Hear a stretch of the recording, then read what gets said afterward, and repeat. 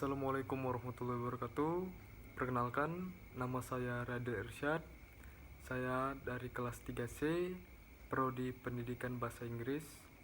Di sini saya akan menyelesaikan atau menjelaskan tugas yang diberikan oleh dosen Dr. Heni Subagiarti M.Hum dengan mata kuliah Language Studies. Jadi, di sini guys, saya akan membahas tentang masyarakat bahasa. Nah, jadi masyarakat bahasa tuh ya.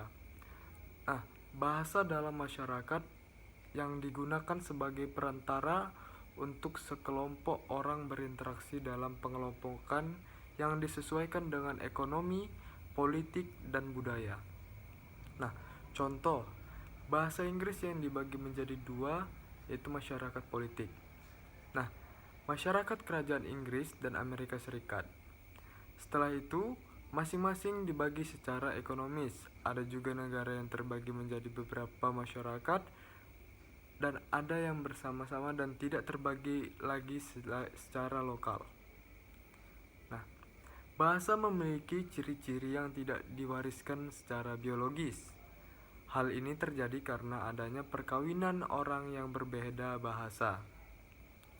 Bahasa ibu adalah bahasa yang pertama kali dipelajari oleh manusia.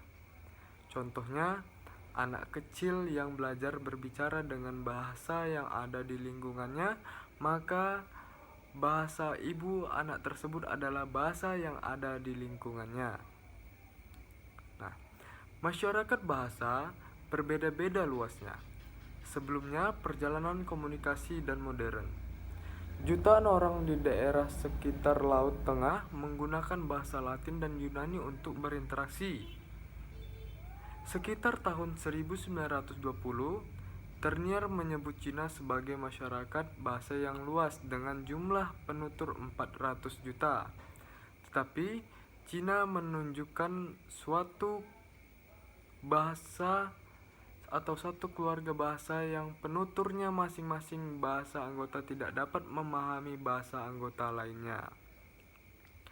Dapat diartikan bahwa bahasa tidak ada putusnya dengan bentuk-bentuk bahasa lokal, terkecuali bahasa yang tidak dapat saling memahami, yaitu Ternier ya, yang memperkirakan bahasa Melayu bahasa ibu bagi 3 juta orang dan digunakan oleh sekitar 30 juta orang. Kesulitan yang dihadapi dalam menentukan setiap kasus yang siapa saja termasuk ke dalam masyarakat bahasa, hal ini disebabkan oleh simbol dari masyarakat bahasa itu sendiri. Perbedaan yang terdapat pada sebagian penutur adalah saat pembagian tubuh dan juga kebiasaan pribadi semata. Perbedaan berbicara yang paling penting berada dalam kepadatan komunikasi.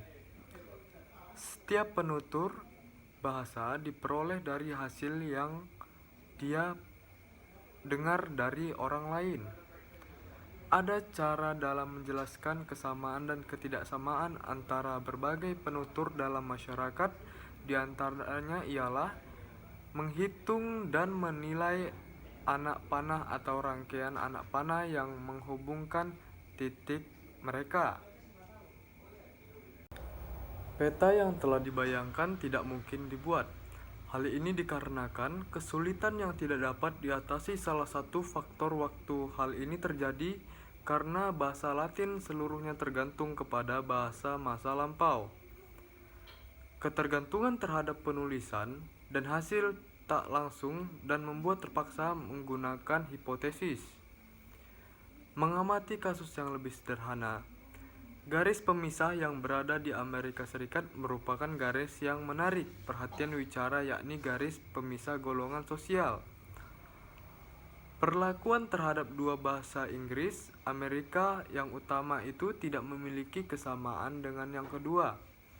Bahasa yang standar itu memiliki kedudukan yang lebih tinggi dari bahasa non-standar. Dalam bahasa standar ada perbedaan-perbedaan kecil. Bentuk yang berbeda memiliki nilai yang lebih rendah ataupun lebih tinggi. Contohnya orang Chicago. yang menggunakan vokal ah pada father. Hal ini dapat dikatakan bahasa Inggris khas atas.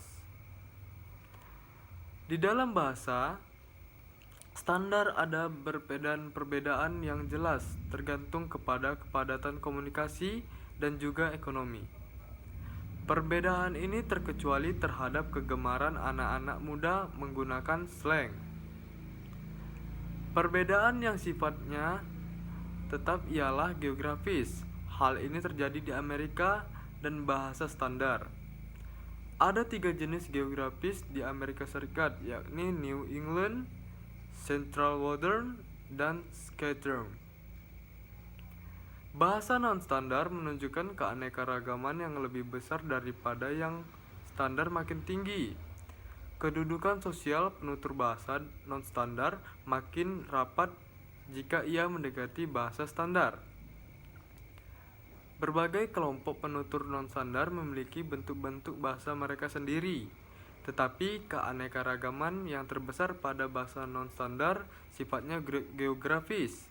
Dapat digambarkan bahwasannya bahasa non-standar sebagai dialek-dialek lokal.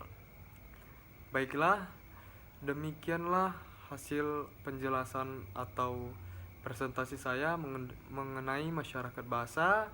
Jika ada kehilapan atau kesalahan kata atau ucapan saya, mohon dimaafkan.